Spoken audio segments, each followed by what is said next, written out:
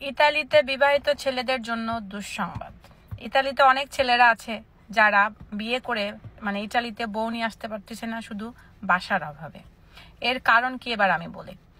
বেশিরভাগ সময় আমাদের বাংলাদেশিরা মানে বাসা ভাড়া নেয়, ভাড়া নেওয়ার পরে বাসা পরিষ্কার রাখে না। কখনোই মনে করেন এটা আমার নিজের বাসা, বাসার ভিতরে মানে অপরিষ্কার বাথরুম টয়লেট মানে এগুলো নষ্ট করে ফেলে, বাসার ওয়াল নষ্ট করে ফেলে।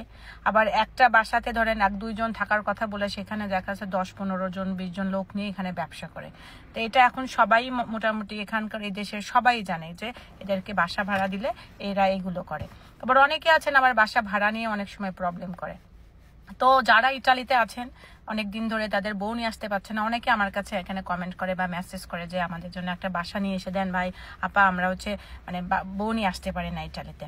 আমি আপনাদের জন্য কিছু সচেতনামূলক কিছু কথা বলবো। প্রথম কথা হচ্ছে, আমাদের দেশের এখানে ছেলেরা আছে যারা এখানে ধরেন যদি 2000 ইউরো বা 1500 ইউরো বেতন মানে পায়, তারা নিজের খরচটা বাদ দিয়ে কোনো এক বাসার মধ্যে 100-150-200 ভাড়া দিয়ে ধরেন গাদাগাদি করে থেকে বাকিটাকে দেশে পাঠায় দেয় এবং দেশে তারা 5-7 তলা বিল্ডিং করে, আর এখানে থাকে কুত্তার মতো। আমি তাদেরকে বলছি, ভাই যে দেশে থাকেন আগে সেই দেশে মানে ভালোভাবে থাকেন। আপনি বাসায় দেশে যদি 10 তলা বাড়ি করে থাকেন, আপনি ওই বাড়িতে তো থাকতে পারছেন না। আর ওখানে ভাড়াও যে এমন আহামরি বাংলাদেশ থেকে কিন্তু আসে না যেটা এখানে আসে। আপনি যদি ইউরোপে একটা বাড়ি কেনেন তো আপনার কিন্তু এখানে সিকিউরিটি আছে, এখানে আপনি ব্যাংক লোনের মাধ্যমেও নিতে পারবেন।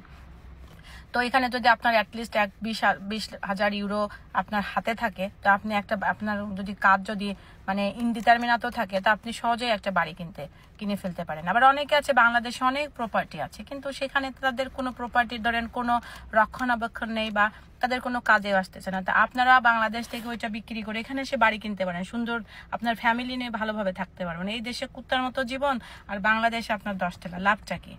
তো যারা বাংলাদেশে আছো ইতালিয়ান ছেলেদের বিয়ে করার আগে একটু সাবধান হয়ে যায়, কারণ অনেকে কিন্তু বিয়ে করে বউ আনতে পারতেছে না। ভালো থাকো সবাই, আর যারা আনতে পারতেছো না আমি যেভাবে বললাম ওইভাবে করো, ভালো থাকবে। Thank you.